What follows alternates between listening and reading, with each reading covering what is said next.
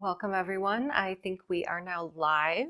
And while everyone's joining the live stream, I'll just update you all on some things that are going on with us. And if you're new, welcome. We're here from the Flower of Life Center for Human Evolution. And Barb and Ethan are up next with an amazing energy transfer. And my role in all of this is to channel. So we are going to bring in some guides today. We'll be here for about 2 hours, and we'll bring in a general message that I think is suitable for all. And that's the intention that I hold, is that we bring in a message that is going to uplift and support and benefit everyone where they stand today. And then we'll take questions. So use this opportunity to really get those burning questions online in the comments, and Ethan will be taking those.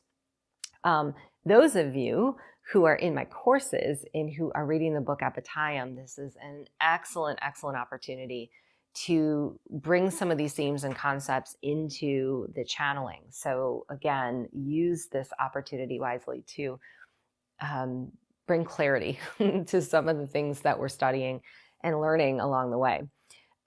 So if you're new, again, I do some courses, and the current one is flying by. I can't even believe it. I feel like time is flying by in general. I think we've just upgraded in how energy is moving because I can't seem to keep a hold of it anymore.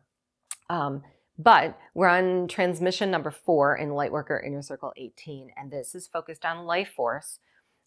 Which is really interesting because where it could have been really technical, and it definitely is with the breath work and the connections that we have to what they call the cosmic womb, there's also some really cool grounded concepts that I've been working with in my life that is helping to activate life force in a way I would have never anticipated, which is through presence.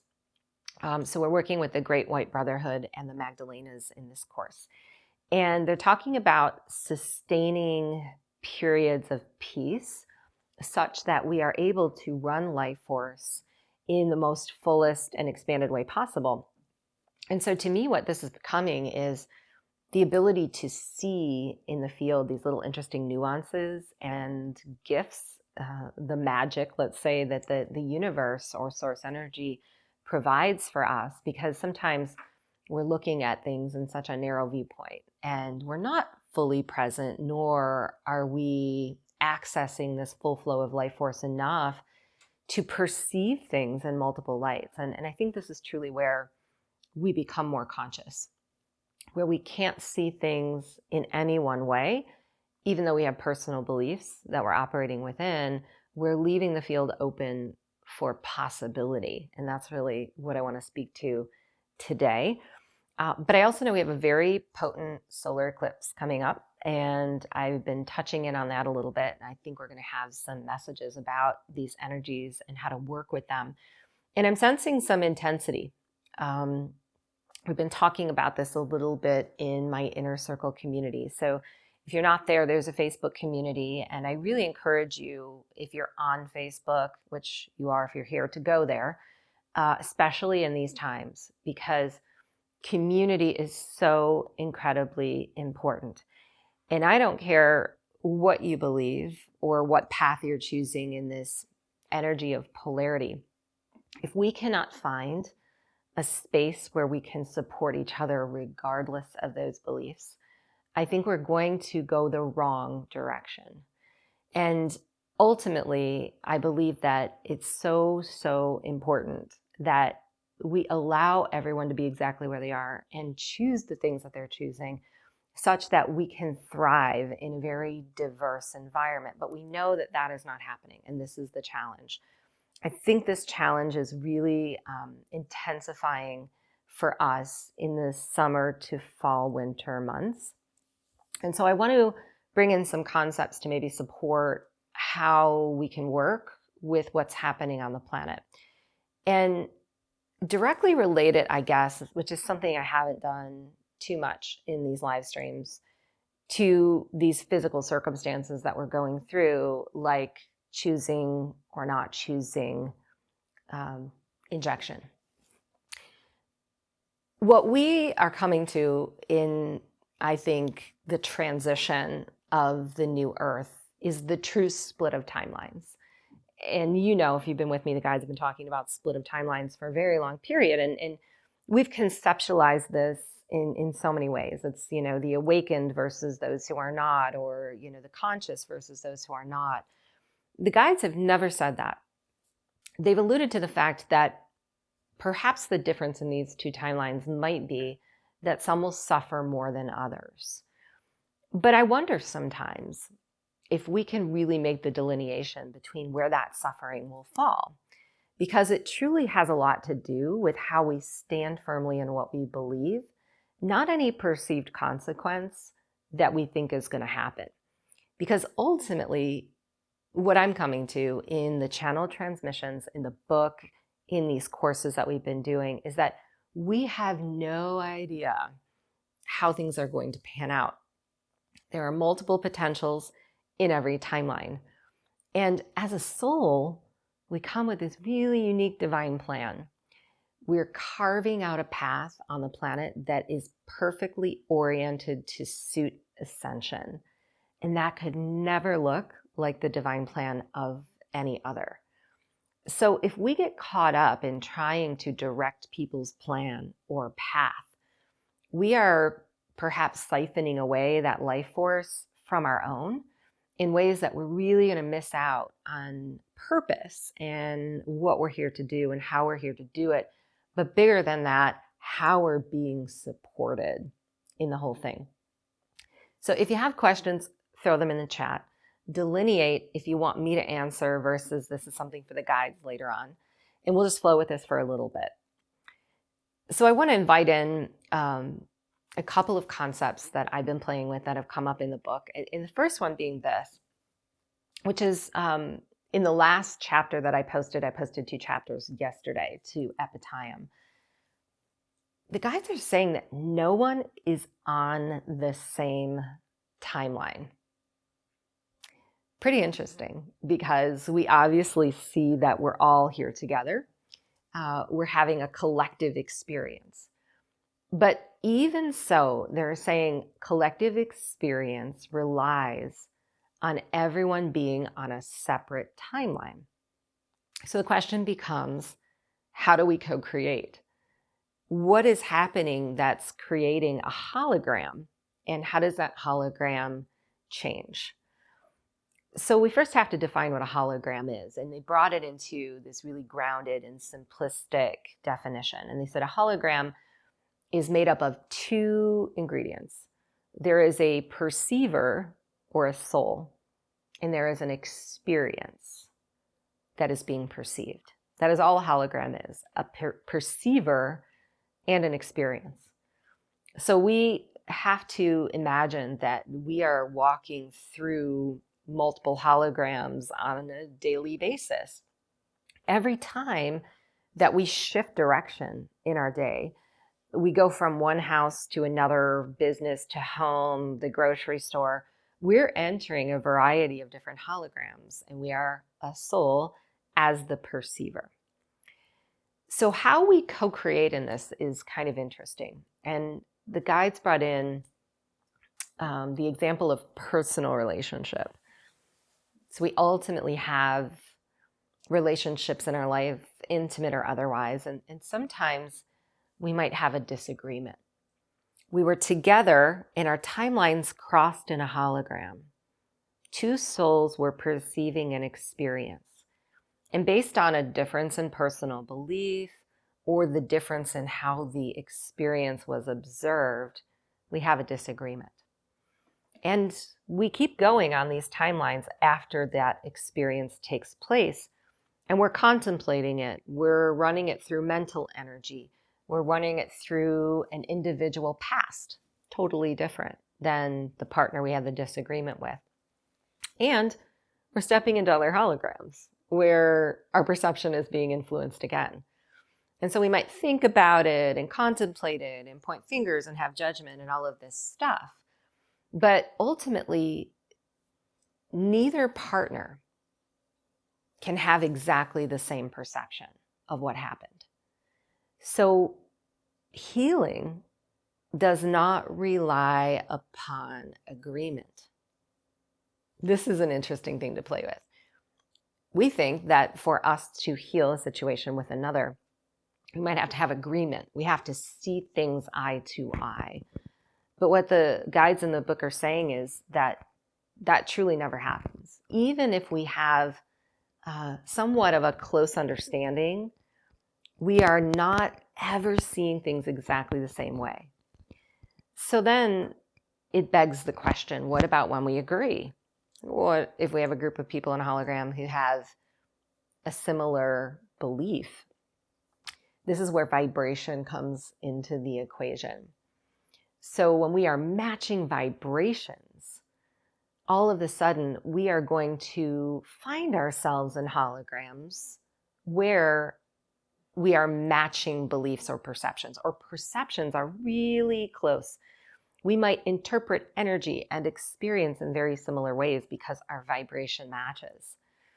But we often find ourselves in situations where vibrations do not match. And that's ultimately the crux of what is happening here.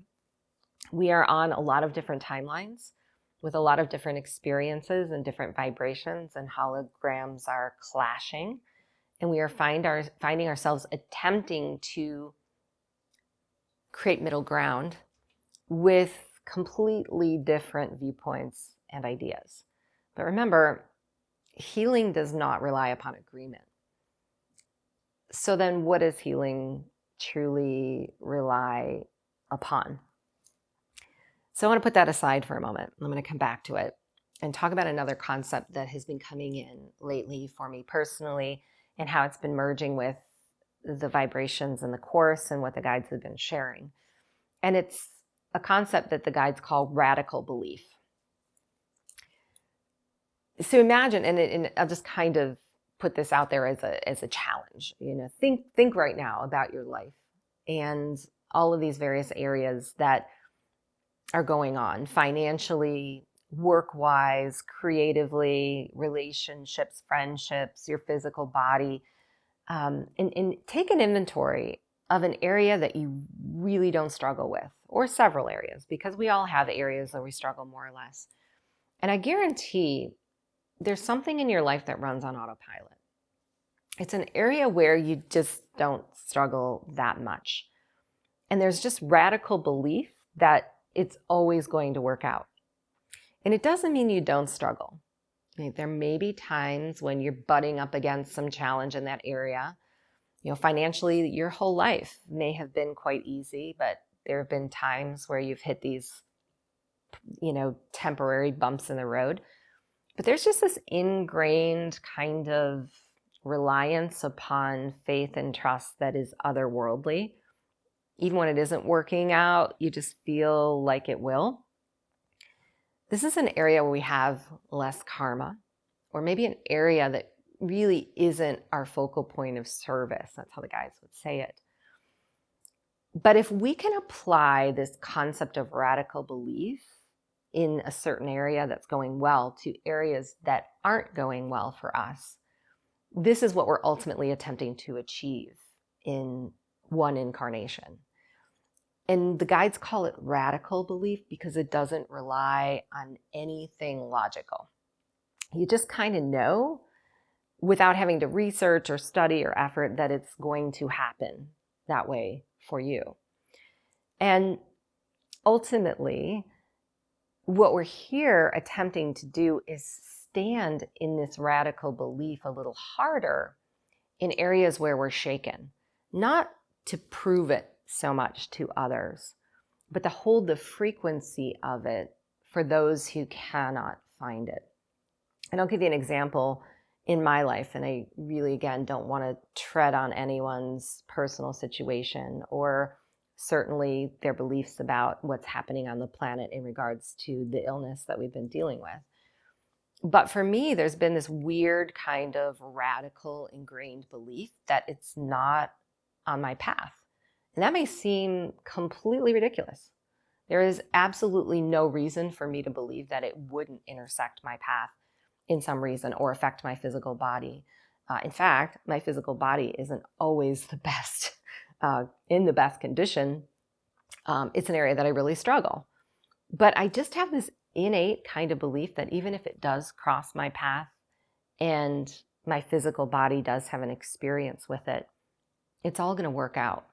There's kind of this sense of calm that has no rational relationship to anything. And caveat, this could all change tomorrow. But if it does, I still feel like it's all going to work out. When we are experiencing a collective hologram, we have to consider that not everybody holds the same radical beliefs that we do, nor are they relying upon the same background, experience, and divine plan. All of our timelines are meant to weave together, let's say, in this kind of matrix or structure that upholds creation. And if we are not standing in our individual truth enough to allow everyone else to be where they're at fully, we cannot allow the new earth to arrive, because it's dependent upon people making decisions that we don't agree with. We have no idea why radical belief exists or why it is absent. We are perhaps meant to make decisions that are going to intersect with some consequence. But that consequence may be the total gift. We're here as a healer. We're here with incredible insights, potentials, wisdom that we're meant to share. But if we don't have the experience itself, we cannot share it. So if you're in my Inner Circle monthly subscription, I just filmed the video yesterday for that. It should be out in the next week. And I was really surprised actually to have Sekhmet come in. I don't typically work with her very often, although she's come in a few times. And she was bringing in another example of this about decision making and truth, and really combining these two ideas of truth and making a decision. And if we don't know personal truth to the degree that we allow others to have it, we'll never see the universe in a specific way where these open doors and opportunities are realized. She simplified this down to a decision of choosing to go out in a rainstorm versus staying home. And she says, there's all these consequences you think about. You're going to get wet. The roads are going to be slippery. We might get in a car wreck. Or if we stay home, we might miss out on something fun, or, not fulfill a responsibility that we are meant to complete. And we can judge ourselves for making that decision as much as we want, but we're being guided by a higher power to make the decision that leads us ultimately to the next one. So does our divine plan dictate, or are we choosing through free will? What she says is most of it's already carved out, but how we experience the energy of it has everything to do with our sovereignty. So in other words, it's not the decision. It's not necessarily the exact truth, but it's our experience of the energy that follows, that helps us to carve out our relationship to who we are, how we serve, and even how we co-create as a human collective. We can't see the purpose in things unless we're present with the story. And sometimes we want to step back and put the brakes on our own divine plan, and we want to sit in the decision and mull it over. And the guides alluded to the fact in Epitayim that we can do that. We can be in a state of stillness and safety and security and put the brakes on making a decision. But that isn't really forcing forward an intention for coming, a purpose for coming. It's just restricting energy. Sometimes we're efforting too hard out of the range of what this decision is meant to be. We're holding on to it too tight in resistance to the degree that we don't see how it serves us. So I guess the answer to all of this, what I'm getting to anyway, is that awakening in consciousness is not dependent upon the decision you make, nor is it dependent on what you know in relationship to any other. It's how you work with the energy all around you. It's how you exist in these momentary holograms where you're colliding with people who are completely different and not on the same timeline. We can criticize as much as we want. And I think this is a period where we are going to go through, unfortunately, a lot of judgment, a lot of physical restriction based on personal belief and decision. But the question is, are these things pre-programmed in us to go a specific direction? If we are to look at it and try to fight up against it, we are forced to do something against our will in order to earn a living or to keep our children in school.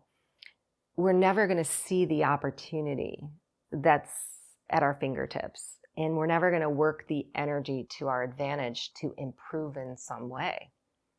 If we're forcing it too hard or putting on the brakes too hard, we're not an allowance of the magic that is happening. Interestingly, there's this kind of newfound sense of freedom on the planet as of late. At least here in the United States, things have been opening up. I'm in one of the strictest states, Michigan, and all of a sudden things are feeling a little lighter.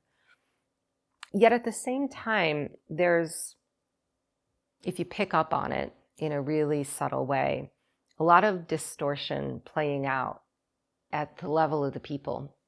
Perhaps a burden that's being placed on the shoulders of humanity to carry out an agenda that was never theirs to carry out. We can create war if we want, but this is only going to lead us down the path of more trauma and war to heal. Future generations are going to perhaps carry that burden on their shoulders if we choose to go the direction of separation. Inevitably, does the timeline split mean that separation has to take place? Not necessarily. It may mean that some of us are being guided to new opportunities and are here to ground new structure for the fifth dimension in ways that seem really uncomfortable and unfair. I think back on my life at some of the things that I thought was unfair or difficult at the time that took me to new experiences I never would have chosen had those things not happened. So what I'm getting to here is that we are the soul and we are having an experience, and that perception and how we walk through the energy is everything. But if we can sustain these states of peace and really notice the areas where we have radical belief and attempt to channel some of that energy into others, we have the ability to make the world a better place. First, by creating a hologram to our liking, but also being an allowance of others doing the same, such that everything can play out exactly how it is meant. So many times in these transmissions, we've heard the guides say, there's an intelligence to this process. And we might have to trust a little harder on what we don't know in order to see that intelligence play out. So one more example I'll leave you with, and then I'll take questions and we'll go into the channeling, is how we interact with truth when it shows up in a physical plane. Those of us in this community obviously are not here to hold the I told you so vibration. Because if we do that, we're certainly not healing. But we also know a lot about things that have been suppressed from the public for long periods of time. We know there are agendas to use these things as a tool to generate fear. But in every timeline, regardless of if it's yours or another's or the collective tide that is always changing, there is positive and negative. There are potentials that are strongly vibrating to things that create a better environment for us, and there are potentials that don't. But we are influencing those in how we interact with the energy. So if there's an announcement about something, for example, recent ET agenda that has come into the mainstream, and our cynicism and hurt from past experience with this is what we pour into the hologram that our timeline is intersecting on. It's how we mold and shape the energy. And it takes somewhat of a little balance, I think, to bring ourselves to that state of sustainable peace and calm.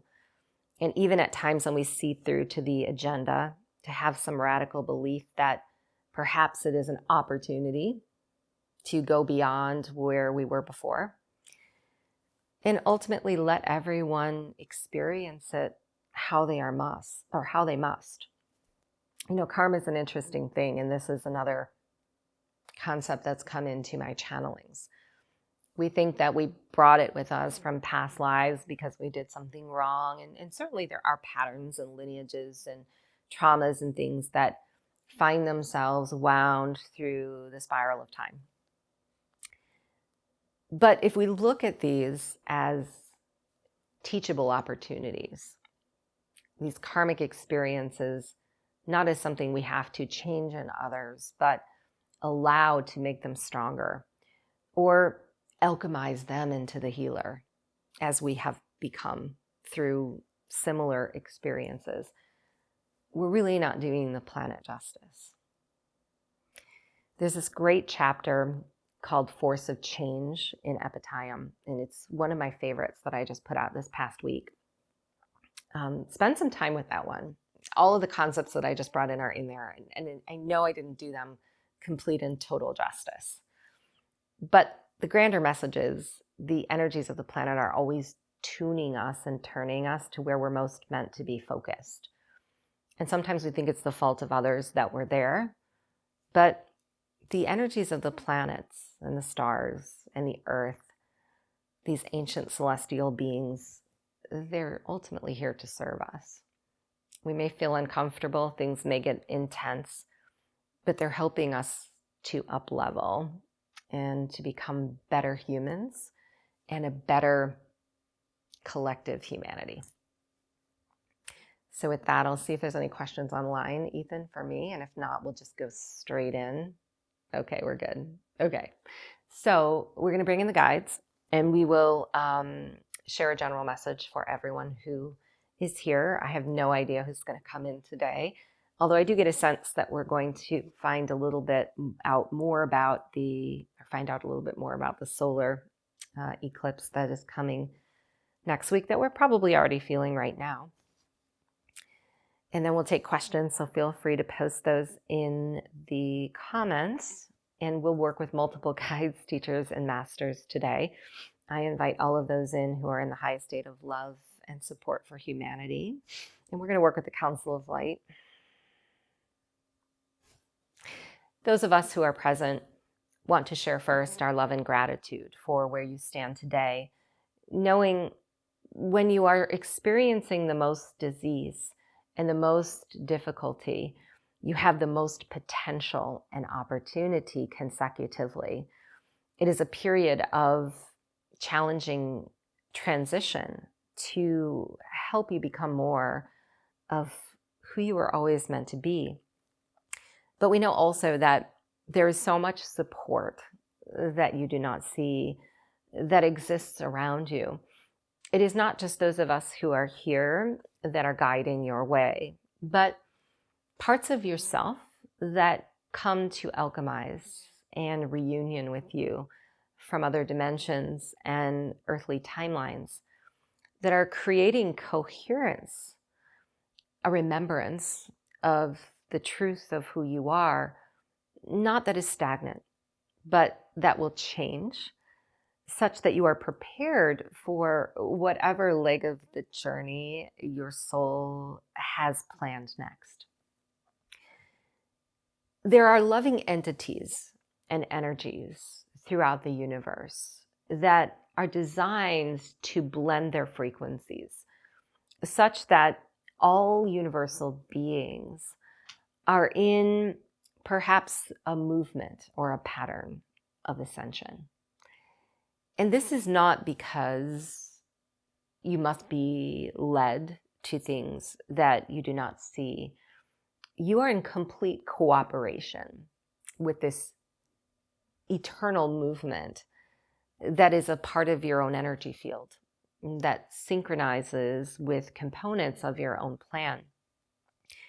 The date of your incarnation has carved within it a variety of connections in the outer world to people, places, and things events that are meant to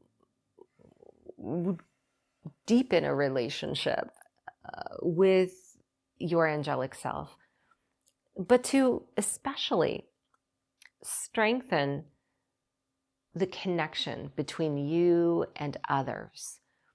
And this is our greatest concern, is that sometimes there is a misunderstanding of how the celestial bodies are impacting, suppressing, or sometimes forcing forward the movement of collective consciousness. Because these influences, although they may be interpreted in one way or another, can never affect each individual the same. And this is why sometimes the intensity of a period will affect certain humans in very difficult ways, and others in easier and more potent, successful ways. It is not because there is something inherently wrong with the ones who feel the discordance. Those are the ones who are receiving the most benefit and opportunity. It may be perceived differently in the light of a human soul, that if a certain influence is not supporting my success or movement forward, then it must be hurting me in some way. But the intense solar frequencies that have been present on the earth, especially over the last several years, have been your greatest opportunity of awakening and strength of character building that we believe is innate and important to bring to the forefront. Not because you have to suffer in order to reveal the energy that lies within, but because who you have believed yourselves to be is so limited from what your higher self knows. These energies are designed to remove the blocks to what we see as your highest potential. You are always living in accordance with your divine plan. There is not a soul who reaches the angelic realm after transition and looks down on missed opportunity. There is only a soul that sees itself not fully present in the opportunity that arrived. This is ultimately what humanity is striving for, because in a lack of full presence, there is some form of restriction. And that restriction often comes at the hands of judgment inwardly that ultimately finds itself directed somewhere in the outer world. The intense plasmic energies that are coming to the earth as we speak from the great central sun are having an immediate and incredible effect on your energy fields. It is as if you are awakening vaults of Akashic knowledge so quickly that your physical structures cannot keep up with the translation of what you know. And we bring this to your attention because it is another area where humans may find themselves very quick to judge. Because the knowing of what is right, the path that they must take and what they must do, is something that does not have concrete evidence in the third dimension, nor is it a path sometimes that has ever been seen before. So at this juncture, what you're attempting to do is open your perception to the outer world just as much as the plasmic energy in you is expanding. When we are bringing information to the earth and we're channeling it through a physical body, we're awakening parts of us that have been dormant for long periods of time. This may require a period of mourning. it may require a period of discomfort. And immediately we may believe that we have done something to deserve it, when in fact there is a passage of energy that no longer suits the structure or construct of consciousness that we have attained. When the physical body merges with this much potent light, there is bound to be adjustments in the body as well. And we are not saying that this has to come with pain or disease, but we do know it can create an environment where we revisit things from the past that had been healed before. It is not because we haven't healed them necessarily. It is just that our energy layers and various bodies have been running so separate of each other that they have not had an opportunity to fully heal through all aspects.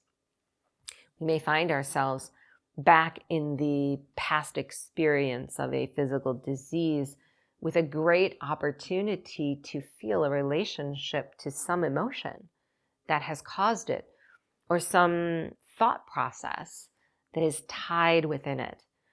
This is where a solar eclipse, such as the one that is coming, can be so valuable.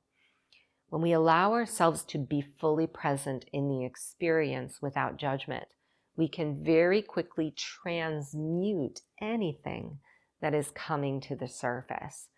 In fact, we believe that this incoming solar focus is supporting a clearing and an uprising of past collective patterns and history. Of course, this has been a prominent focus over the last several years, revisiting past history with a new perspective. But we're specifically talking about the frequency of war. There have been so many wars that have taken place on Earth, and some of them have been a continuation of what you've experienced in other star systems. But the only reason that war perpetuates on a grand scale, planetarily or otherwise, is that we hold it somehow in the structure of our heart. There is a part of our inner relationship to self that is at war with something, which is no different than the wave pattern that creates it in the outer world. For if we are struggling with something inwardly, we are bound to share that struggle with others, whether consciously or not, in vibration or in physical. So what you are striving for as you walk through the incoming weeks is to hold on tightly to the belief that you have already done the work that has ushered in this opportunity. Every celestial, very significant celestial event has precursors to its arrival. There is a messaging system within every human based on their own personal plan as well as the collective environment that they've arrived in that sets off a chain of events to work with in these potent energies. So if you look at exactly what's going on in your life right now, in perhaps the most difficult or uncomfortable area, you're revealing what to release and heal with the support of the universe. But it is not through effort. So we want to make it quite clear that when you are efforting to heal, you may actually be blocking the most incredible and potent opportunity to simply manifest a new reality. Manifestation must come into this equation because when we're working with potent solar and universal energies, we are increasing our bandwidth of source. We are amplifying the field of potential around us, but we are still creators through our vibration. So if we find ourselves focused on things that perhaps we are attempting to change, and we are in resistance of those things to begin with, we can influence the very thing that we want to release to stay in our field. Or we may not usher in the replacement of it as quickly as we desire. But here's the good news. All things that you are meant to experience in this life are already present within your auric field. If there is a challenge that is taking place, the timeline that has come to resolve the challenge awaits you. But you are meant to match the frequency of it. You are meant to get into the immediate peace of what is and the acceptance of the relationship to it, such that you may experience the magic of the creator that you are. That creator is not reliant upon any one practice. And so it is not our intention today to share a practice for working with solar energies. The greatest practice that we can instill within you is to cultivate peace and presence, however is best suited to your consciousness and to your unique soul.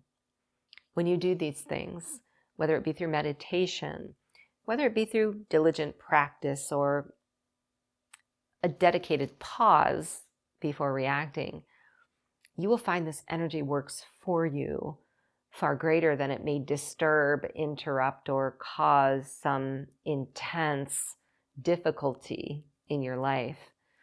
You are the master of energy, in other words, and this is your highest potential to create. So we want to leave you with this. We see humanity stepping into a series of opportunities and transitions to grow their life in new directions. It is inevitable that the earth will change, and all of the structures that you have manifested and created around you will go through this alchemy. To hold on to something that is slipping through your fingers is to suffer in the beauty of the movement. To perhaps not allow the universe to carry you, and you are attempting to carry yourself in a way that may feel heavy or burdensome. In all of the angelic realms, in every cosmic location, there is a full understanding of this frequency we speak of, and it is the closest related to God. We can call it love, but even this on the human planet would diminish its definition because it is not something that you may only receive or offer through physical action. It is a state of being. And as we have shared this transmission with you today, we have activated it within your hearts to experience yourselves and to share with others. And we're very pleased to take questions. With the talk of DNA modification, I found that I have a fear of doing something that could prevent me from being able to access and embody my fully advanced DNA potential. If I keep believing that I am sovereign, is this possible? Am I here to protect my DNA? And is it possible to activate for activated crystalline DNA to be reversed? We are the Pleiadians. And this is a very lengthy topic to discuss because there are many considerations. When we are looking at the entire suite of DNA, including that which is programmed to physical and that which is programmed to universe, there are many things that can affect it, both positively and negatively. What a soul is attempting to do is manage these things, both, again, from a physical and vibrational standpoint, to the degree that they are able to thrive. But ultimately, a DNA potential is influenced not only by the consciousness that it exists within, but the environment as well.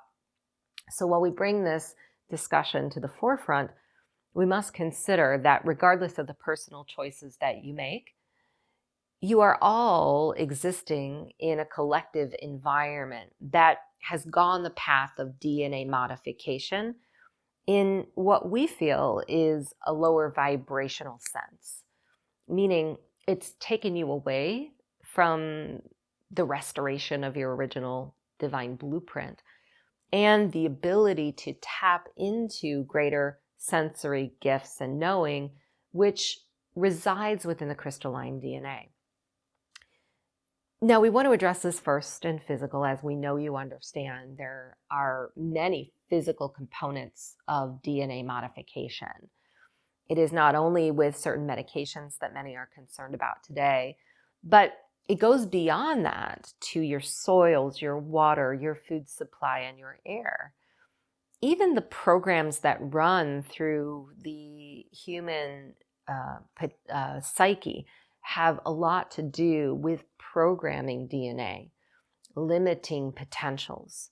There's been a focus on certain belief systems, for example, that you are not self-healers and that you must rely on something or someone outside of yourself to help you to do this. This in and of itself is a DNA modification. It shuts down a part of you that is able to change any reality based on highest potential. But some of you must realize also that you come with a soul's plan wound around DNA modification in some area. And it is not unusual at this time on the planet to have an angelic collective of souls see a pattern like this and come in to infiltrate it directly.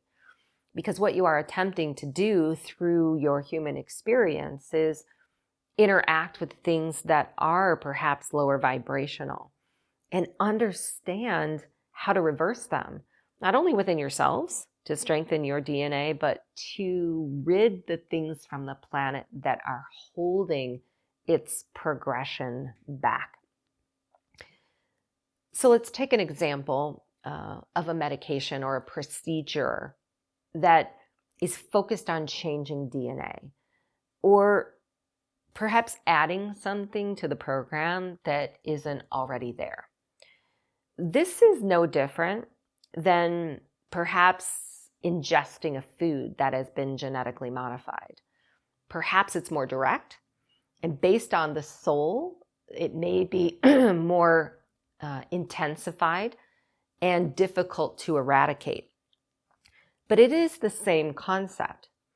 If you are choosing to interact with something that is a DNA modification, you may have to work through in physical how that modification shows up. It can turn on dormant genes that have disease. It can focus your DNA more weakly into areas of your life that, or weaker into areas of your life that are meant to be focused upon. In other words, we're speaking of reversing a human lineage of disease, where some will come with the potential to stop it in its tracks. Through physical choice, they may be changing that potential timeline through a DNA modification. We've always recommended and will continue to say that your consciousness, vibration, and belief are some of the most powerful tools at your disposal. If you are ingesting something or interacting with a medication that has a DNA potential modification within it, and you are focused deliberately on reorganizing that to purity, you may not have the same result as another who does not understand or do or practice, we'll say, this type of process. But the caveat to this is something we concern about most. And it is hidden blocks to belief that that potential could be true. Even though humanity has come a very long way in its spiritual evolution and advancement of consciousness, there are still subconscious programs and focus on physical that do hold many of you back in the ability to hold your DNA in perfect accordance with its divine blueprint, regardless of what it comes in contact with. And regardless of crystalline processes, let's say, or meditative focus. And we are not saying this in a way of judgment or to limit your potential in any way. In fact, we think it's an area that certainly needs to be strengthened. The more that you can fully believe in your own visualization tool and construct of belief, the better off you will be. There is a heart sonic within you that, when intention is spoken, is sent to all areas of the body. But we go back in time and we look at where many of you have arrived in a super environment of DNA modified elements, and know that there is much work to be done. In the way of crystallization, that crystallization may happen regardless of any physical component, because the crystalline DNA strands vibrate at a faster speed than the physical ones do. The thing that we concern about most, which we believe is the true process of embodiment, is finding a merge point between these higher vibrational strands and the ones that exist in a carbon state. This is what we think DNA modification most hampers. And this is how a soul reaps the physical benefits of being a crystalline being. It is where instantaneous healings can take place and eradicating disease becomes quite easy. It's where immediate downloads from the universe are quickly put into some physical transference and show up on the planet in some tangible form.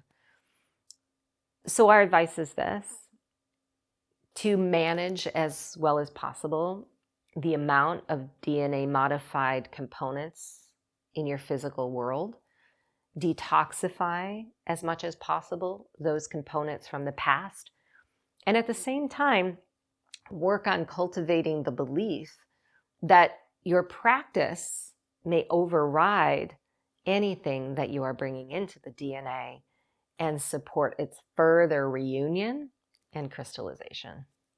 What do the guides have to say about what is going on beyond the scenes of Earth at this time? We are the Council of Light, and this is such a lengthy question because there's so much happening beyond the realm of Earth, yet all connected and just as important as what is happening here. What we can say is this: the galactic grids, which has been a huge focal point of Earth's reconnection, are going through an upgrade and modification themselves. This is something we don't often speak of because it may seem as if it is very elusive for humanity and the Earth to fully catch up to what the grid itself has been evolving to become. But in each planet or within each star system, there has been a new transference of galactic energy. And it is very similar to what we speak of in the plasmic injections that are coming from the great central sun. But actually, there is a birthing process that has been the catalyst for much of this. We have spoken in past transmissions about dimension, and dimension can be defined in many, many ways. For the purpose of these conversations, we define this universe as holding 12 dimensions and moving into a 13th. This is because it matches the way that your DNA organizes information. But that 13th dimension is something that we can't ignore. It is becoming far more stable and an optional reality for many planets and star systems to further ascend. The 13th dimension is a culmination of everything that has ever happened in the universe, and taking it a step further, it's as if the universe itself has now gained an area of focus of further ascension. And this energy is connected to the grid. So in other words, the grid channeling energy must expand and accommodate for more energy to be shared.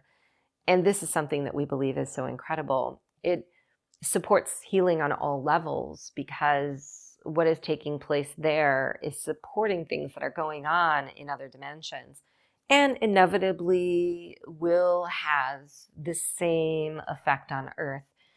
But there is a lag time that we must acknowledge, where the reconnections of the Earth grids and the galactic grids have been slow to fuse.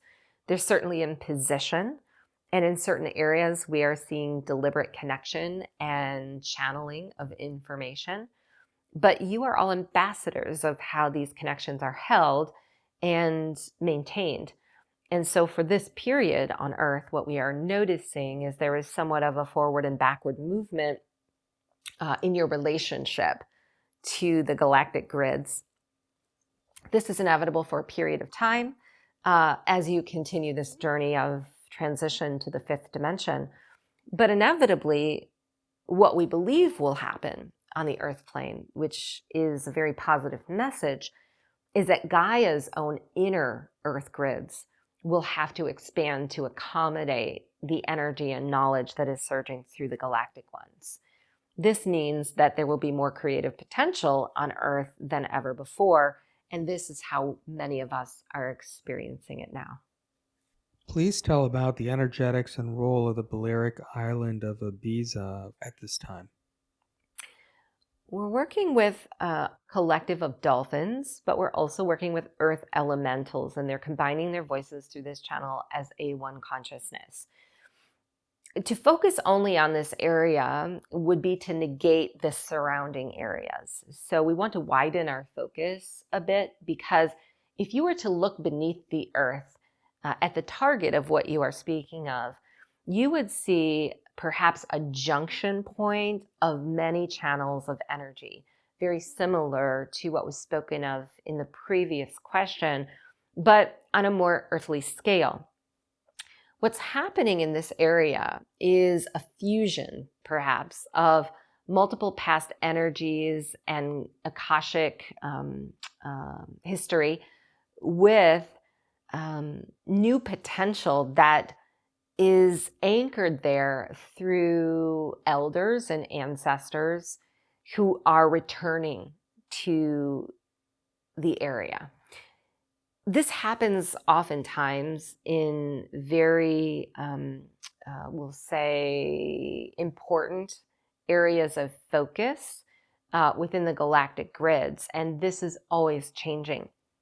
Portals, for example, are areas of focus that we see elders and intergalactics return to at a period of time when an upgrade is happening. But this area is a nourishing type of resource for Gaia to rebirth aspects of her galactic record. And those that are anchoring in that area may be preparing in some way to support Gaia's movement into a new reality. In addition, we see the value of the elements that are there creating a force field that is apt to shift consciousness, somewhat like a technology coming back from past civilizations. A technology itself is forming that has been known before. It's harmonic and sonic. It works with the waterways and the channels of energy, the ley lines beneath the earth, and it is simulating somewhat of a portal in and of itself. So to make it quite simple, we see a lot of transition going on here. We see both an inward flow of vibration from humans to the earth and earth to the greater surface of the planet. And we also recognize that there may be a convergence here of multiple souls that are coming back from ancient civilizations, carrying fragments of elders who have been there before for a very specific purpose. How do we guide our children without infringing on their free will to create their own reality, especially when we see they might be going down a path that is not in alignment with their higher self? We are Divine Mother. And the question you must ask is the higher self truly seen? And can it be seen in the entirety of what it is at any age or moment? This is a parent's most challenging journey, is to see not the path that it perceives, but to realize that there is a path that is never truly realized. We know it is always in reverence of the child and in love and support of its well-being to guide it away from things that are harmful. But we may never know what a child has planned and how to be of service, especially those that come very crystallized or come as new humans from the intergalactic realm. They have no relationship, oftentimes, to the human condition, only what they have seen long before coming. And so they request to take a path that we may feel is difficult and may create some difficulty in their life, such that they are able to shift it in some incredible way. Any time that we are attempting to control as parents, we're often doing so in the wrong vibration. It is not that we should open the space of allowance to let our children move into harm's way. They would not have chosen us if we were not here to somehow share our opinions and our beliefs with them. This is one thing we must know. What we believe and what we know about the world is of great value to the souls who have come into our life. They saw it long before coming, just as they did the difficult path that they might choose. And so it is relevant, and it is something that from the highest place of love we must share. Yet there is no guarantee that upon sharing it, the free will of a child will choose it. And that is the thing that disheartens us the most, because we ultimately have no control over any soul that we are in relationship with. What we are here to do is hold the space and the support for them at times of need, regardless of what they decide. And if we are in fear, we may be pushing an agenda in a way that is not healthy for our child, and may cause more reason for alarm beyond the situation at hand. An overbearing parent is one that often comes from a state of intense love, but is running energy in very destructive ways. We can assure you of this. We know that the younger generation on your planet today, seen through conscious eyes, are walking some of the most fearful paths. But to know this at a very young age is to see an ascended master's arrival. Those who come with incredible plans and especially great purpose must also bear some form of density or karma to relieve. It is not because humans must suffer, but it is because the earth transition itself calls for this. We are all here relieving the human condition and the earth experience of karma and density through our bodies and choices and paths. But if we can be a witness to that in a way that a child cannot, at a time when they do fall into challenge or difficulty, we can be better parents and ambassadors of spiritual evolution.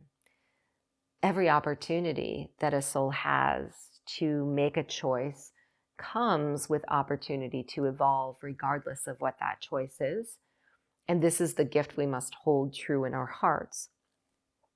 There is one final message we want to leave you with as parents. Sometimes we are not trusting that our child will make the right decision.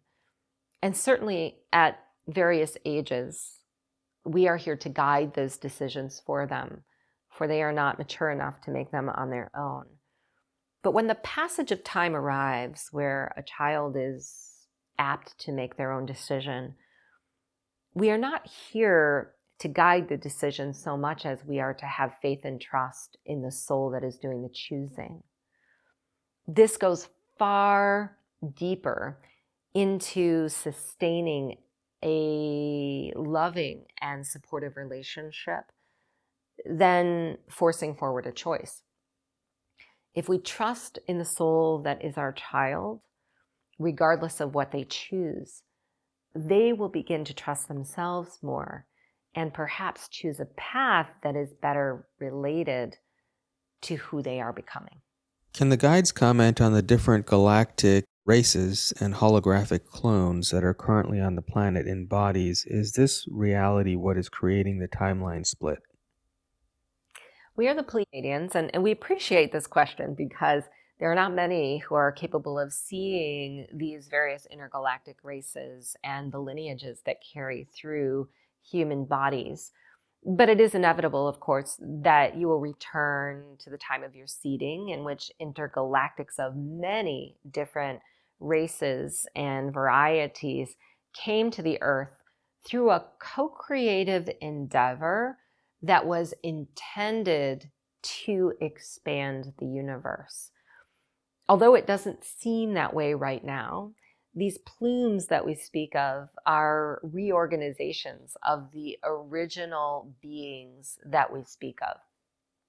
Although they may seem very separate in the way they are viewing the earth, all humans within their DNA carry some predisposition to a certain race. And we have spoken of this very often in our transmissions, especially in regards to the reptilian collective.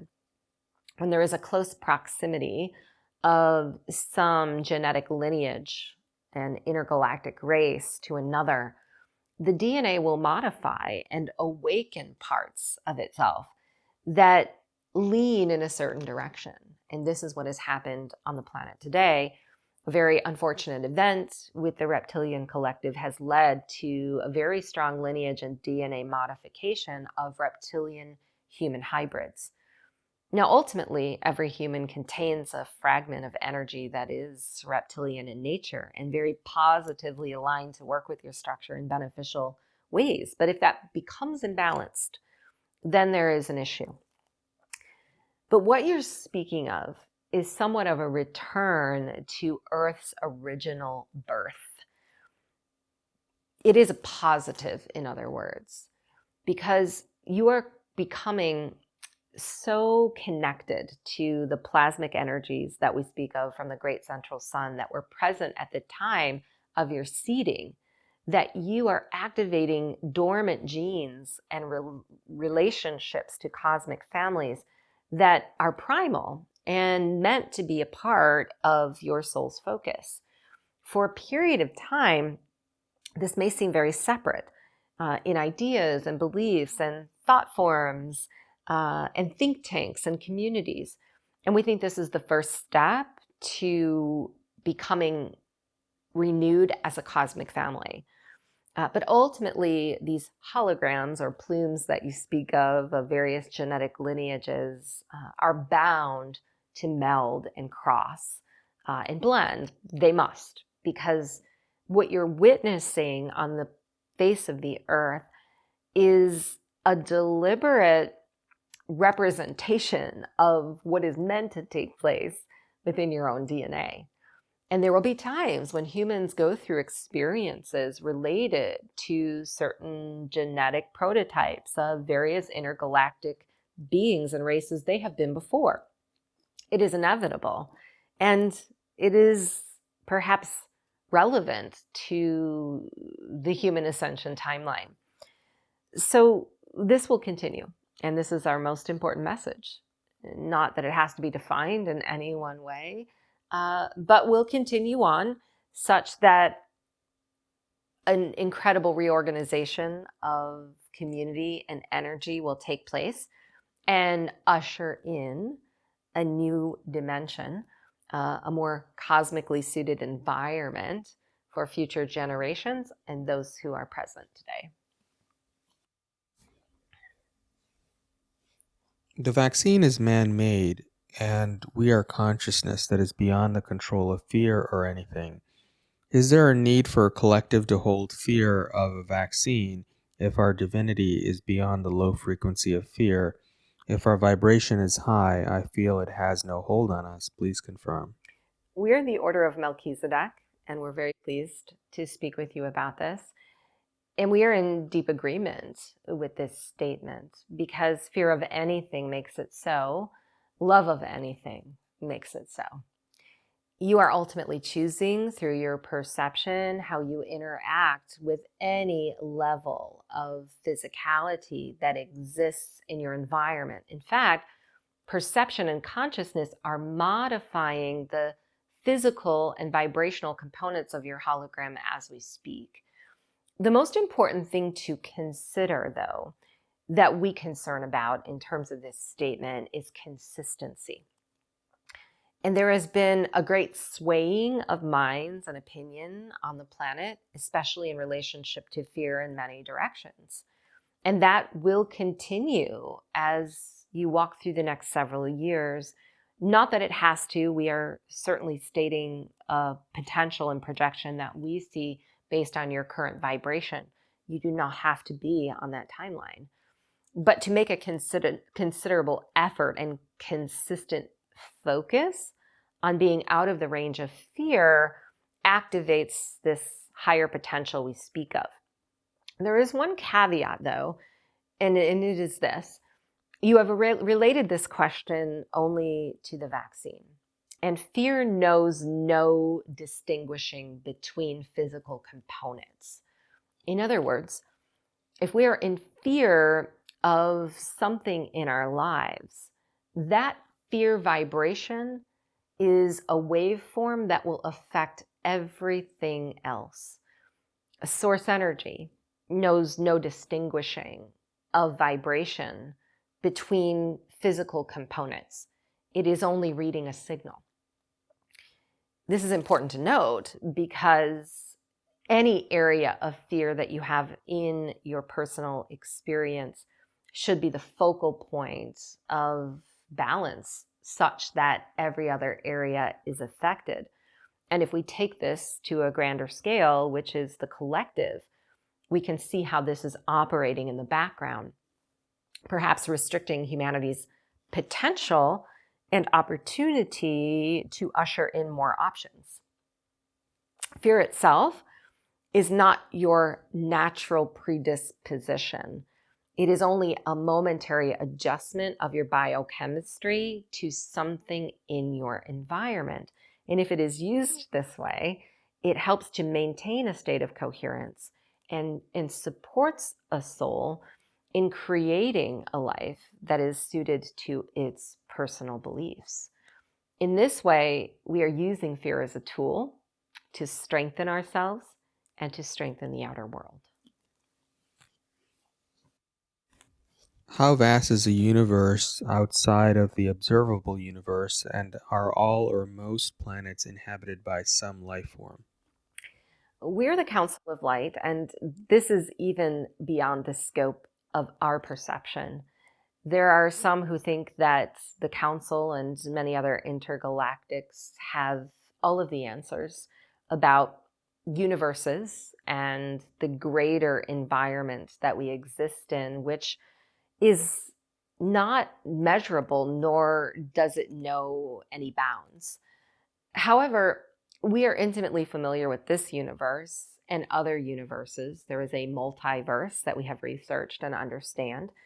And there is a connection point that exists between multiple universes through which energy is channeled and exchanged, very similar to the galactic grids that exist in this one. What we have come to know is that a planet or a star is a consciousness, no different than what you are. It has a perception, it has desires and beliefs, and it is seeded elementally from other stars and planets. And it has a choice as to whether it wants to seed life form upon it or it chooses not to. This is something we see as very consistent throughout the multiverse, meaning not only in this universe are planets and stars of consciousness that are making this choice, But in other universes that we have participated in, it is similar. So this means that not every planet or star system is holding some aspect of conscious life. While we say this, we must also explain that it is a rare choice to make. Most planets and stars that exist in the multiverse are here with a similar intention, and that is to expand the multiverse itself, to participate in the timeline of ascension, and to have an experience of itself in a way that it grows and expands. In the same way that your life is growing and expanding and ascending, a planet's must as well. This is through, in a human's life experience, but perhaps through the life of a planet or star consciousness life form. Life form is how energy becomes experienced as a planet consciousness. And most will choose this in some way. How can we best follow our soul's plan and best serve the contracts we've made? We are Mary Magdalene. And there is a premise of this question that we first must define. The question itself is perhaps misguided. If you believe you are off your soul plan, it is only because you are not present with what is. And the way that you know that you are on the plan itself is that you find yourself exactly where you stand.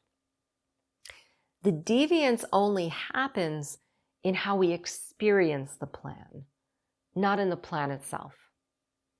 So what a soul comes with is not perhaps carved out to the degree of specific location and human, and contracts as such are similar. They are embedded in some grander intention or purpose, and they are magnetic, they are vibrational. There are aspects of our plan, much like a program, that fire a signal into the field to retrieve or to connect with something else. But this often doesn't come how we expect. And it is the expectation of how our divine plan is meant to unfold that most takes us off the path and causes us to suffer. It is not that expectation is wrong, nor is desire wrong. It is just that you have been trained to believe that certain things must be present in order to fulfill yourself as a soul. And most of these that have been taught to you are false. Fulfillment does not come from any one direction of a life plan. It comes from being present with what is in the plan and finding some relevance or enjoyment in the experience. Even the most difficult things that a soul has planned before coming are leading it to times of great realization and bliss. You're operating here as a soul that is not separate of others either, and it is important to rectify this. Certainly, there is a singular perception of what you are here to create and a sense of fulfillment and individuality that is of utmost importance. But your soul's plan is reliant upon and tied to a greater presence of energy. In fact, the magnet within you is always orienting your focus to wherever you are best served as a healer. This means that whatever is most difficult in our life in this moment is where the human collective requires us to be. It is where we are meant to hold the space and the center of our soul's implicit trust and knowing, because we can guarantee that whatever is present has happened to others and may at this very moment be happening simultaneously with others on the planet at this moment. It is somewhat like going quantum, and this is our highest recommendation, which is somewhat of an abstract term. When you are quantum, it is not that you are attempting to direct the plan itself, nor are you in resistance of what is happening. You are in such full attention that you not only see what is going wrong, but you see what is inherently right. You begin to recognize the nuances that are going on in all aspects of your life, and you blend them together as one experience. So many become narrowly focused on one area, a focus of success or achievement. And this is, again, not wrong, but it may detract us from areas that are working well, resource and abundance that is already at our fingertips. When we can get into the vibration and equalize all of the things that exist in the now, we are not only seeing where the plan is meant to take us, but we are reaping the rewards of the plan itself. When will there be a time when most humans feel deeply and joyously free? We are the Pleiadians. It is our opinion that you may feel this in this very moment.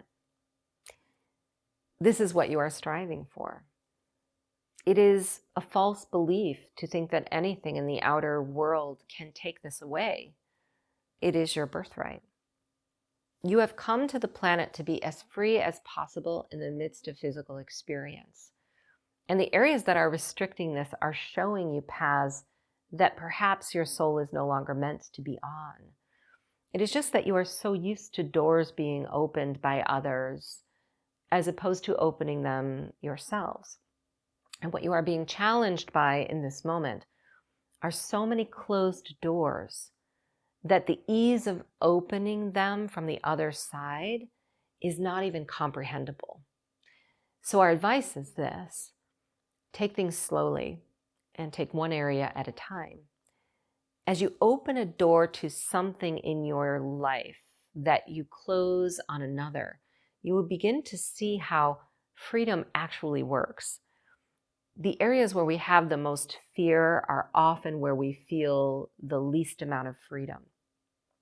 And the fear is not wrong, because it can be evaluated, of course, by so many different conditions and things in the outer world that may happen if we do not choose the path that we believe. But even these conditions are something that we are perceiving. It is the same as fear. We can perceive the fear, or we can perceive the opportunity, and we can step as slowly or boldly into the opposite of what is happening as much as we want. It's how we moderate the energy of it that shows us the way. But in general, we know what you're speaking of. You're speaking from a planetary vision as a whole, and to what is happening on the earth in restriction of physical and health freedoms. Know this: the celestial bodies that we have spoken of much in this transmission are your best friends and helpers. For a period of time, they will guide you into discordance, and they will also guide you out. It is inevitable that every timeline that you are on as a collective and every hologram that you create together is meant to change. And we believe that time is coming. It is not because you have done anything specific, and this is what we most want to get across. There's so much striving to achieve something in order to receive freedom. What you're actually striving for is to relax in the freedom that you have now and to expand that such that more arrives. But inevitably, what you will find is the universe will change and the earth will find itself in a new rotation or position of the universe. A new energy will come. Akashic history will be revealed. Truth will come to light. There will be new perceptions, and consciousness will shift. Inevitably, we are looking over the next 3 to 4 years forward. And again, this is a momentary evaluation of how we are observing the human matrix of consciousness. But there will be a slow and gradual movement towards an expansion of freedom in all directions. We don't believe it will necessarily come easy. And we don't say this to put you in fear, for you are the ones who are building the free society. You are the ones who are recognizing what is no longer working in the old models. But you have to take the embodied steps forward to choose these new avenues. And as you do, they will certainly continue to expand to the degree where this timeline split that many are concerned about will no longer be existent, nor as stark as it has become today. And we don't say this in any disrespect for what humanity is feeling right now, but we do see the split of timelines as it has gotten to an intense period right now as perhaps a good sign, because what humanity is attempting to rectify now are two separate realities, and some are going one way and others are going another. It is not a right or a wrong decision, but to manage a timeline split is to hold yourself and every aspect of your life in the dimensional reality that you truly want to arrive in. And we see so many that are willing and perhaps already choosing the fifth dimension, that it is inevitable that the two will merge. It's the merging process itself that is sometimes uncomfortable. This happens every day in your physical lives, where you're merging a past identity with a new aspect of self, or a past relationship with a new aspect of your life. The physical part of what is happening, we know, is the most difficult for you. So utilize very wisely your non-physical and vibrational tools to support you at this time. Can the guides give some guidance on letting go of self-judgment and how to fully let go of that? We are Archangel Gabriel, and it is our honor to speak on this topic. First, know that any judgment that exists within you right now did not come through fault of your own. It is often the way that a soul is criticizing itself for having the judgment that holds it back from releasing it.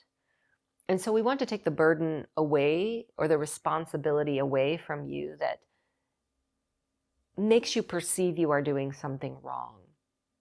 If we go back in time, we see a lineage of judgment and perhaps great societal pressure to conform in ways that have created unrealistic ideas and goals. This is in all areas. It is in your physical body. It is in a level of certain physical success or manifestation. It is spiritual. It is emotional. It runs the gamut of so many things. But it is at its core a lack of love. This is ultimately what humanity is rectifying.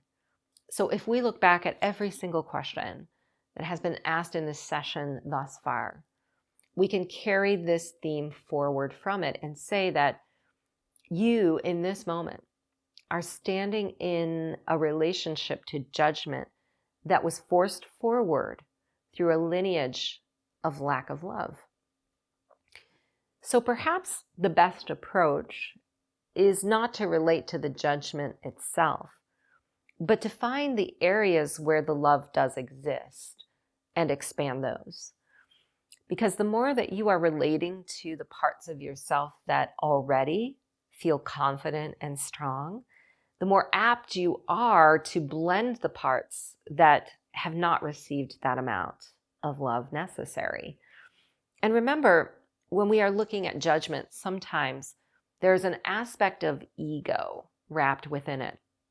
It is not often something that we think about, that ego and judgment can be an inward process. We are often taught that ego and judgment are reflected outward. But sometimes the ego in us is causing the judgment to begin with. The ego gets turned inwardly and begins to speak louder than our angelic self or our inner child. And this voice is what we are attempting to quiet, but we first must see it and recognize it for what it is. We must realize the pattern of where it comes. Certain times that we are immersed in certain activities, or when we are paying attention to certain things, is when the ego tends to rear its head.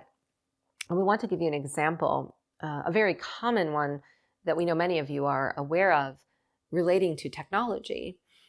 And we do not see technology as necessarily negative. We think that technology certainly has an incredible opportunity for humanity to thrive and to heal and to become further conscious, as it has in ancient civilizations. But the messaging within technology today has been wound around a past lineage of expectation. We see it in all directions. One of our greatest recommendations is to restrict yourself as much as possible from technologies that are focused in social ways. Because if you are struggling with inner judgment, this is one of the greatest criteria that we see in the way, constantly influencing that egoic part of yourself that isn't natural and supportive of a soul. We know and have great faith in humanity. We know that you will work this out and have great faith in humanity to step through a series of astral events that are taking this judgment and pulling it and transmuting it out of the physical body. If we go back to the message of the council, we know that these energies are ripe for doing this. So our final suggestion is to bear witness to the one that judges, and the judgment itself as it arises, and be as loving and compassionate as you can in those moments. I've been on a spiritual path for many years now and believe in the power of manifestation, and I've been able to manifest small things, but I can't seem to manifest myself and my family out of poverty. I grew up poor, and having hit my 40s, we still struggle. In a partnership, can one partner manifest abundance if the other partner doesn't even believe in the power of manifestation? What is the best advice you can offer for us in regard to becoming abundant if it seems we have poverty programming that we can't break through? We are Archangel Michael. And certainly the universal law of attraction and the way it has been taught on the planet today has merit. If you are focused on something that you wish to achieve, you will eventually, with great alignment, bring that to some form of fruition.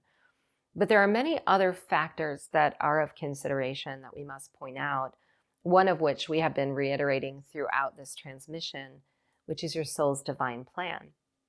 There are areas of focus that your soul has come with that are elemental to how you serve and evolve on the earth plane.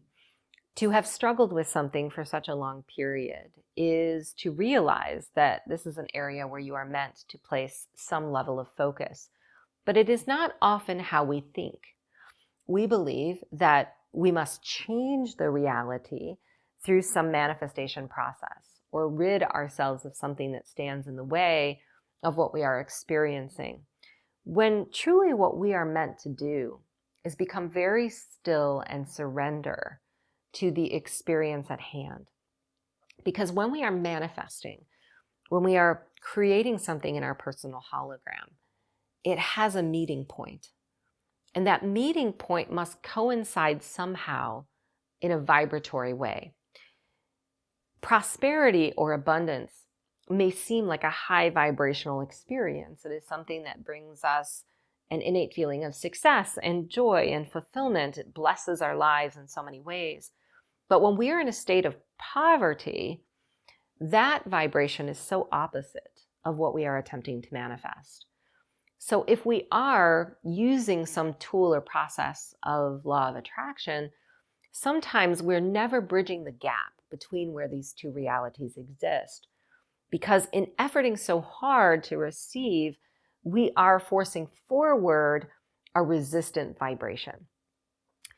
So we bring this as our first suggestion, that we find stillness, abundance, and prosperity in each present moment, even though it is not what we desire, such that everything that we've created around us can plug in somewhere through a similar matching vibration. But the question that you ask about the family unit is certainly a relevant discussion to add, because souls who are in union and in contract are creating a collective consciousness. But ultimately, there is some matching pattern that brings them together to begin with. In other words, if a soul comes to experience lack of wealth, they may usher children in who also, for a period of time, have that experience, or choose a partner that is equally focused on improving this area. The problem that you're having, that we see so many contracts based in, is the transition that has happened in the last several years. So we have to speak about contracts and relationships for a moment to fully answer your question, because you are in a very interesting energy that is causing an anomaly that you're experiencing. In the third dimension, partnerships certainly came based on contracts. They came based on belief systems and certainly on a soul's divine plan. But what's happened is the souls who arrived in the third dimension came to walk an incredible transition into the fifth. And not all of them remembered that this decision was made. Free will always reigns on the planet, and some began to realize there was a new way of operating in the world. Contracts still remain, but the vibration of partners started to separate within the collective consciousness. This is a microcosmic example of what's happening on the earth plane today. We may have one partner who is existing within a belief system that is completely opposite than another partner, but you are still co-creating nonetheless. So the question, does the partner's beliefs influence the family's prosperity? Absolutely, it must. But can you change that relationship is something that we also have to address, because souls cannot change the ideals or beliefs of another. They are able, however, to utilize their own timeline and manifestation abilities to create something that influences the collective. So what you're striving for right now, which is a lot to manage, is working within a family unit, and especially an intimate partnership where energies are unknown, and certainly where your consciousness and vibration are not in a complete and total match. But to change the partner is to influence a vibration that doesn't suit what you are attempting to achieve. To become, as we have mentioned, as completely coherent, still, and surrendering to what is to open the door for prosperity in your personal timeline, which will bleed over inevitably to others. And ultimately, the hope in any contractual arrangement is that a partner who is awakening or accelerating in vibration is creating a timeline that influences others, or in some way raises the vibration of the entire unit as a whole. This, we think, is perhaps your highest potential. Yet we also know that this time period on the planet is a very difficult one when it comes to relationship in general. And we are not saying that the contract or the partnership has to be dissolved in order for you to become abundant. What we notice is the timing of soul contracts is firing consecutively across the board, where partners have gone one direction or another, one has remained stagnant and another has evolved, and the contract itself must change. If you are able to stay, we'll say, neutral, not ignoring the issue, but present with and acknowledging all that is taking place, you may find that you'll fare far better in the realm of manifestation than you will focusing on some outcome. One other thing that we want to add to this answer is that the reason humans do not manifest exactly what they need in their personal hologram through law of attraction practice is they're often focused on things that aren't in their personal hologram, or they're tied to some very specific way that abundance or experience must show up. And source energy does not operate that way. You have a variety of preferences and desires, but what source is responding to is your innate vibration. It is the only signal it knows. It is matching frequencies. And right now, abundance on Earth is changing just as quickly as the contracts we have mentioned. So what you may find is not only are you meant to focus more widely on the situation at hand, but the Earth itself is rewiring its connection to physical abundance and opening paths to new ways of receiving that require less effort and less attention than they did in the past. There's a saying in the world that there's nothing certain but death and taxes. What has been the role of taxation in human history, and how will it change going forward? We are the Pleiadians, and we look at this in a very similar way as the previous question.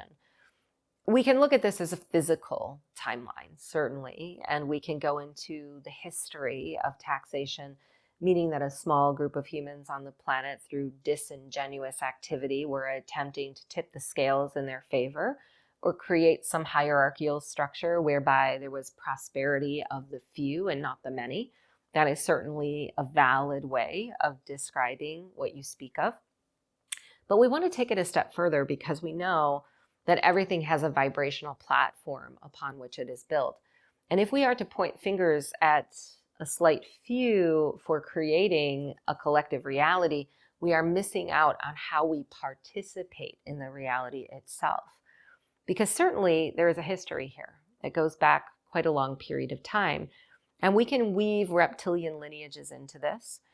But every human that is present on the earth today is hybridized into a connection of that lineage. And if they are allowing it to continue in their personal life, they are strengthening the timeline.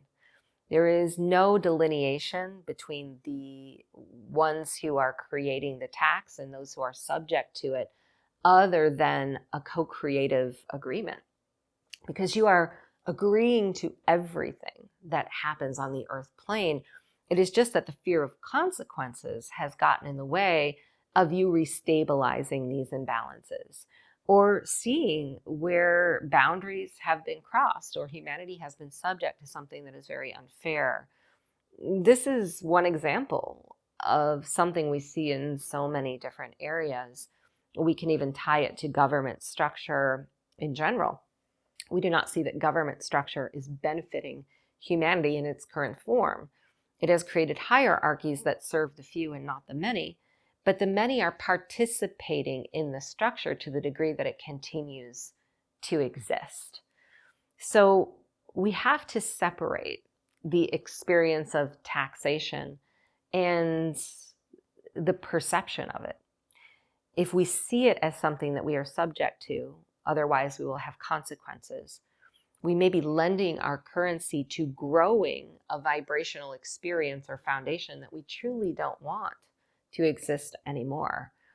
And we believe that this is something that will come to a head as you walk through the next several years, because the hierarchies are reaching out of bounds of where they have been slightly seen or operating in the past.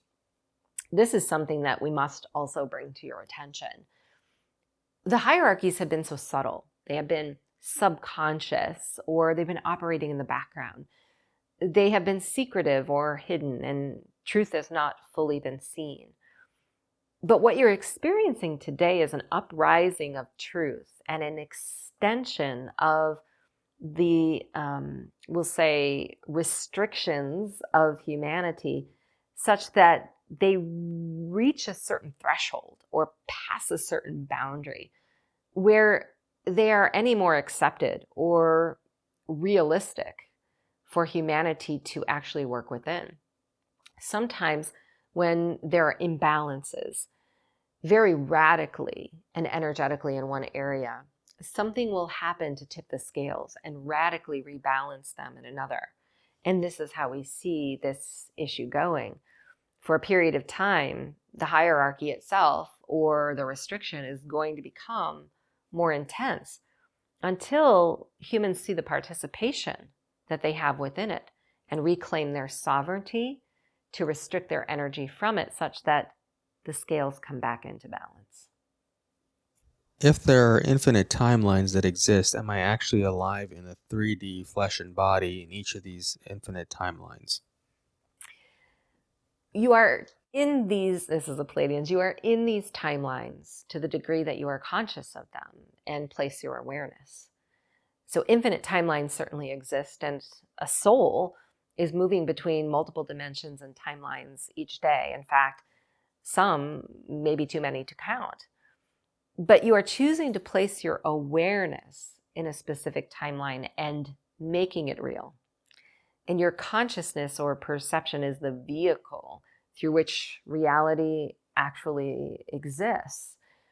The definition of hologram is something we'll bring back into this question that was mentioned previously, where a hologram is a space through which there are two components, a soul and an experience. But if a soul is experiencing a certain hologram and they have free will, they are choosing to either remain there or to shift their attention elsewhere. But physical is something that is a unique part of what you are asking, because you certainly do have a physical body and a physical vehicle that through time has consolidated its light based on the speed of vibration and dimension that you've arrived in. So astral travel is an incredible example for us to share that may help you understand what we are speaking of. When you are astral traveling, you are not often taking your body with you. You may be in a deep meditative state of trance. You may be in dream state. Your body still exists in the third dimension, but your consciousness is existing elsewhere. This is because the rate of speed that your body and light exist in cannot come with your soul and consciousness on the journey it's having elsewhere. It is too dense. When souls are shape-shifting or moving between different star systems as light, they are not operating in a physical body. So ultimately, we think what's going on as you shift between the fifth and the third dimensions is that you are reconstituting your physical body with higher quotients of light that vibrate in a faster speed. And this is why many of you are becoming extremely sensitive to your environment, especially toxins in the environment, for example, because the lighter the physical body and the more it comes in contact with things that aren't in the same vibration, the less resilient it will be. So the environment even will shift based on where your bodies will end up. So ultimately, a soul is time traveling and shifting its attention to a variety of different dimensions and timelines. But we do think the body lags behind and often remains in the third dimension, which can lead to a variety of interesting experiences that you may be having right now. Will the integration of our higher selves create a different personality within ourselves, like we're becoming more like our present guides? This is Archangel Gabriel. We certainly believe that the intention of this question is correct, but we want to define better the components of your structure that are allowing this to happen. Because the higher self as a construct of energy is not focused so much on identity. It is a massive container that is overseeing all of your earthly timelines. It knows you in a way that your individual identity and singular soul could never perceive. It is somewhat of a portal that is allowing a massive transference of energy to come into your non-physical structure and merge together as one. When your higher self is fully merged, you are more conscious and you see reality through multiple perspectives, which can also lead to a new form of identity. But the master within you, the parts of you that converge to alchemize and change who you are actually soul fragments. Soul fragments certainly can enter through a relationship of the higher self. There are many who have the ability to perceive their past life incarnations and are using the higher self as a tool to channel this information. But it is a soul's divine birthright as it walks through the ascension timeline to reclaim these aspects of self that are here to support some aspect of service. This happens innately within you, and it is more of a DNA activity at the crystalline level than it is a higher self activity. And this is why. The DNA stores vaults of knowledge or information, and you have only been working within a very limited area of the DNA. But through spiritual awakening and practice, you have been activating the crystalline strands and truly expanding the amount of physical information that you have access to. This is somewhat like matching the history of lifetimes that you have been on before. When you open a vault of knowledge and realize something about your physical reality that is very similar to what you have before, that soul fragment now has an open door to enter. And it merges with you and brings its own insights. It expands your knowledge base and supports you in ways that an ascended master or an angelic by your side can only do. So you certainly do have the opportunity through the higher self to do this as well, but the fragments from the past enter and arrive through a myriad of activities that you are forcing forward through awakening practices. In terms of healing sacred geometric patterns in the body, is it possible for the sacred geometric patterns in the body to be in complete balance without completely healing physically based on the soul's plan, or are the two always working in concert with each other? We're the Arcturian Collective, and we're very pleased to step in. Sacred geometric patterns are creating a harmonic resonance or a coherence within the physical body to nature, because there is no separation between you and the pranic energy of Gaia. And this is what allows a soul's body to be in perfect resilience. So there are a couple of things that we want to bring in to support your understanding of this question. And the first is in regards to a soul's plan. There are certainly souls who come to struggle in the physical body or have an experience of some disease that is a part of their lineage. It is not because they are skewing the sacred geometrics of their body that the disease finds itself into their reality. It may already be a part of their predestined experience. But the ability to transmute it comes when that sacred geometric balance is found. So anytime that a plan overrides our process, what we must know is the energy, both of the earth and the celestial bodies around the earth, are creating some variance in us that is causing us to upgrade. And for a slight period of time, there may be a part of our geometry that falls out of coherence, not because we aren't efforting hard enough, but because we're meant to explore something or understand something through an experience we're meant to have. It is not that we're meant to suffer. We always like to add this to the equation because suffering is not something a soul is meant to do or has to do. But there will be periods of time where your geometry will fall out of coherence because there is some planetary anomaly that is focusing you on some aspect of evolution. But interestingly enough, where you're headed, some of this may change. And this is why. We've been talking much in this transmission about the physical body as light, and it vibrates at a slower speed, and it has certainly remained in the third dimension. And you are in an interesting transitionary period where the body itself is reconfiguring. The light and the geometries that you have maintained for a very long period of time, which have been somewhat unnatural to your human structure, have an opportunity to recalculate and reform. And what you may find is that you are able to hold balance in the physical body even at times when your soul's plan dictates something. For example, an experience of cancer may not be to suffer from the disease, but to actually become a healer of it in some way. But the only reason that a body has experienced the disease in order to become the healer is that the third dimension was dictating how you run energy. It was a very limited scope of receiving information and working with higher universal power.